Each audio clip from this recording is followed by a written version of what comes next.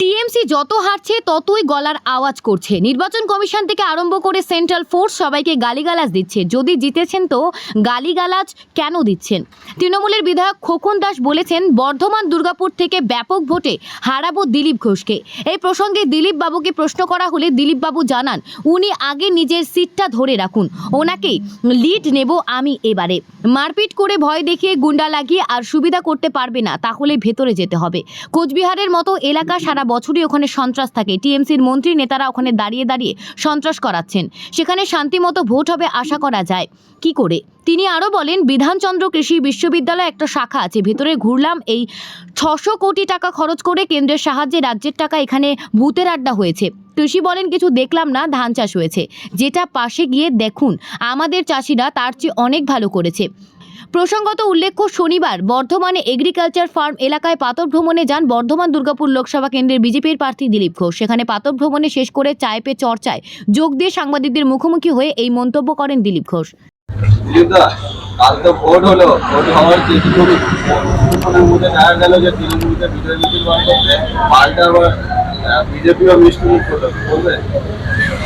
এসব ড্রামাবাজি চলবে, 4 জুনের পরে বোঝা যাবে কে কোথায় আছে।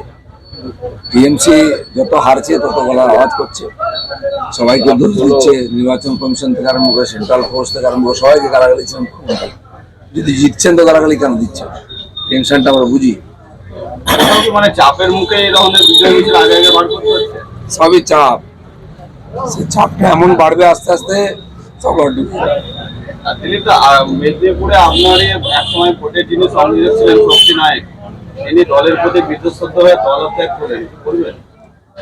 উনি আমাদের ক্যান্ডিডেট ছিলেন গতবারে, তারপরে গন্ডগোলের সময় দাঁতন ছেড়ে চলে গেছিলেন, দিল্লিতে ছিলেন। কর্মীরা ওনাকে স্বীকার করছিল না, কাজও করতে পারছিলেন না।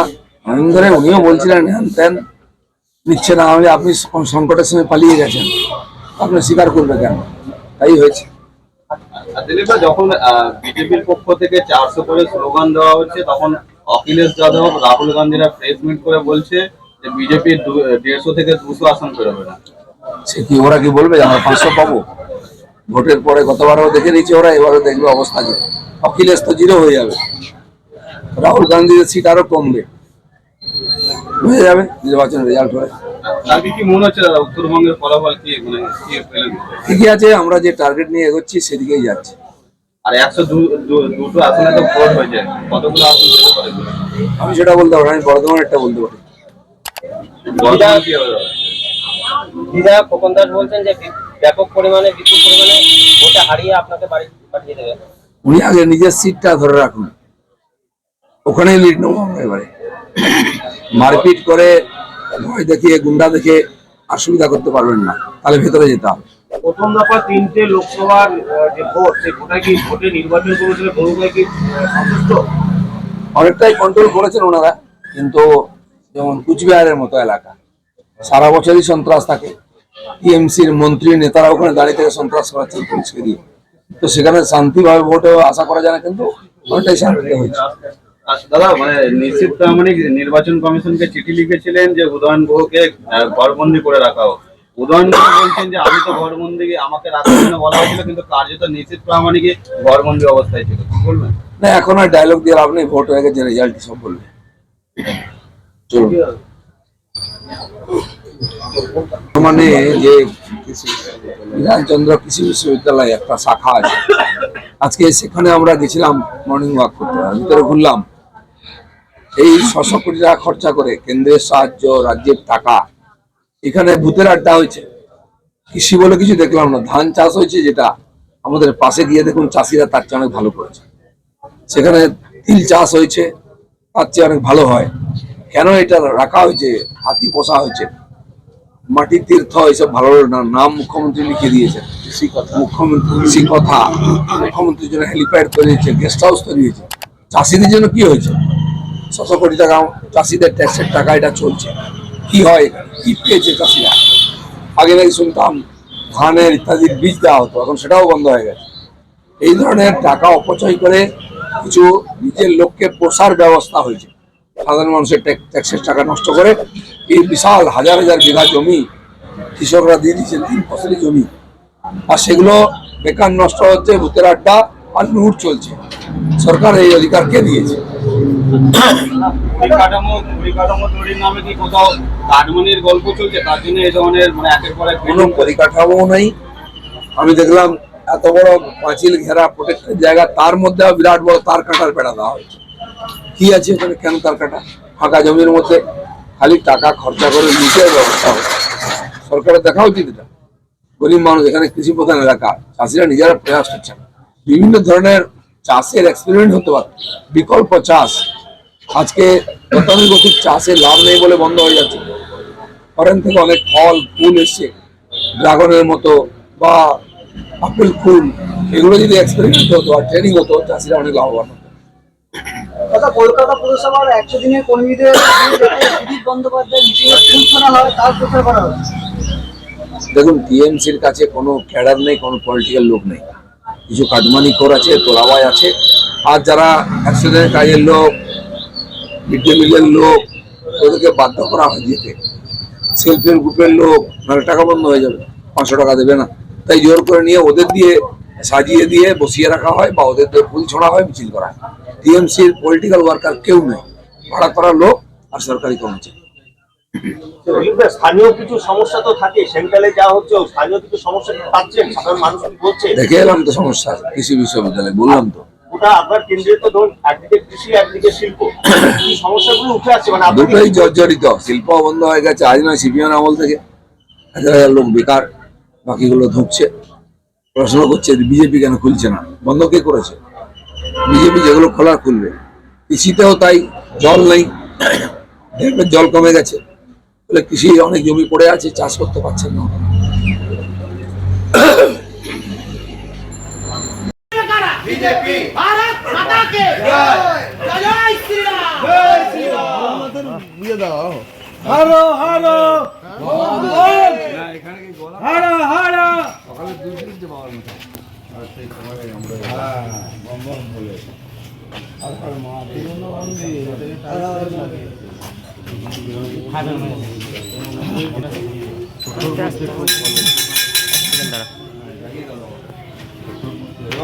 महादेव की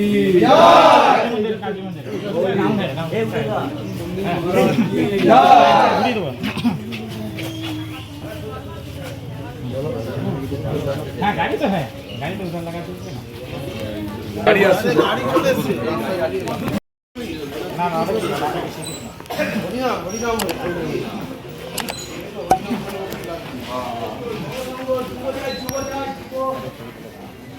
পাপাই তো ডিস্টার্ব করে ফটো যাবে না।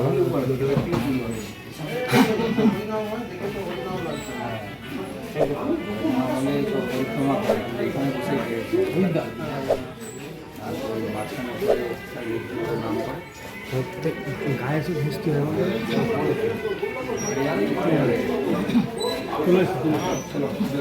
পাল্টি মারি দিল নাকি?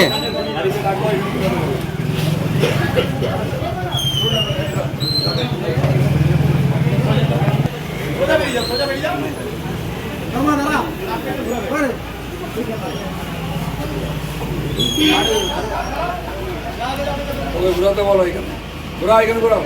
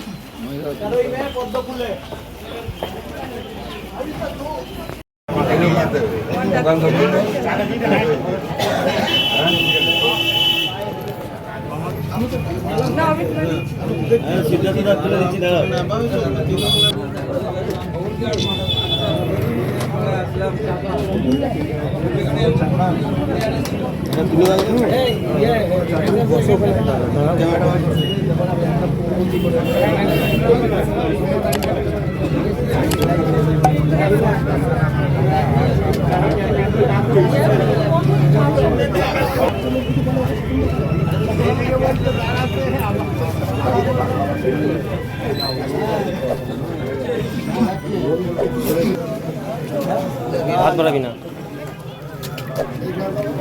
এই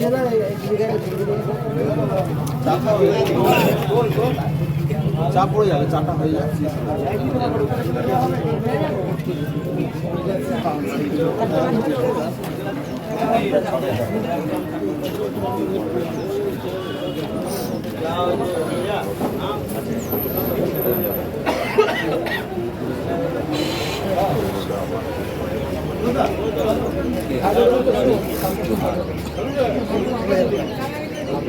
হয়ে যাক, তাহলে ওখানে যাবো, আমিও যাবো।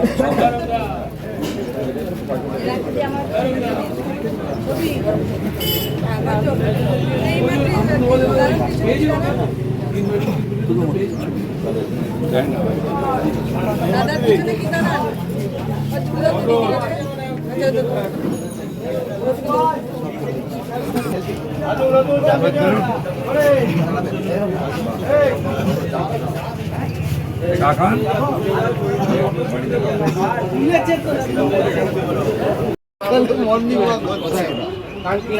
একটু সব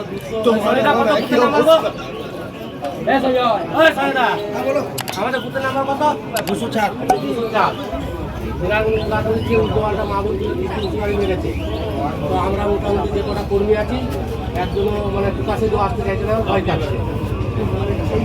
সবাই লেবার মানুষ কেটে কেটে খায়। নামটা আছে, নাম করলে তো আমার বড় দুঃখ আছে, আমাকে জানাবে, বলতে হবে। এবার কোন সভাপতি এখানে রয়েছে, উনি তো ভয় খাচ্ছে। আর আমি কি করবো এখানে? নামটা ব্লক সভাপতির মাধ্যমে জানাবে, নামটা আমরা প্রকাশ্যে আনবো না, কিন্তু যে করছে সেটাকে চিহ্নিত করতে হবে। অনুব্রত মণ্ডল ঢুকে গেছে, বড় বড় ওদের রাঘব বলটা ঢুকে গেছে, চুনকুটিরা এখন লাফালাফি কতদিন করবে দেখে নাও। দিদি কিছু বলতে যাচ্ছে,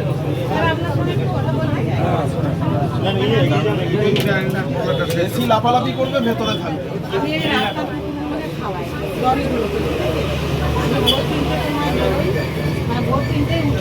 দেখো আমরা একজন করে কোন দিকটায়?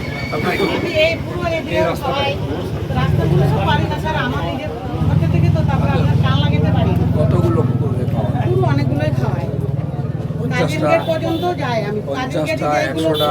না বেশি কাজের লোক পর্যন্ত খাওয়াই, কিন্তু ওইটা আমাকে খরচাটা দিতে হয়। টোটো ভাড়া দিই 6000 টাকা করে, মেয়ে দিতেও, মেয়ে বিয়ে হয়ে গেছে বলে একটা টোটো করে দিই। যদি সেই ক্ষেত্রে আমি একটু কথা বলতে এলাম, যদি কিছু সাহায্য করেন ওদের জন্য। ঠিক ঠিক ঠিক। আপনার ফোন নম্বর আছে? হ্যাঁ, ফোন নাম্বারটা সব বাড়িতে আছে। পরে তাহলে যোগাযোগ কি করে করবেন? লিখে দাও একটা নম্বর কারো, এখানকার যে আছে। তাই একটু আমি নাম্বারটা দিয়ে দিচ্ছি আপনাকে, আমাকে ফোন করে দেবেন। হ্যাঁ, ঠিক আছে। আমার এই কানলাগিতে বাণীপীঠ স্কুলের ওখানে বাড়ি। আচ্ছা, হ্যাঁ, তো যোগাযোগ রাখতে হবে তো, নাহলে কি করে করবো? ওই স্কুলের দেওয়া পাশে না স্কুল মানে ওই শনি মন্দিরটা আছে না, আমি ওই স্কুলের মাস্টারমশাই আমি। আপনি বাণীপীঠ স্কুলের কোথায়? ব্রিজের ওখানটা, ব্রিজের ওখানটা। দিদিকে স্কুলের ভিতরে যে কুকুরগুলো আছে না, ওগুলোকে আমি তারপরে পাশে ডাক্তারটা আছে, আসতে লজ্জা পাচ্ছিলেন না, ওখান থেকে নিয়ে এলাম। না না আর নেন, এই ফোন নাম্বারটা ফোন করে দেবেন। নাম লিখেছো? তাহলে। কার্ড আছে। আপনি করুন, আমরা আছি।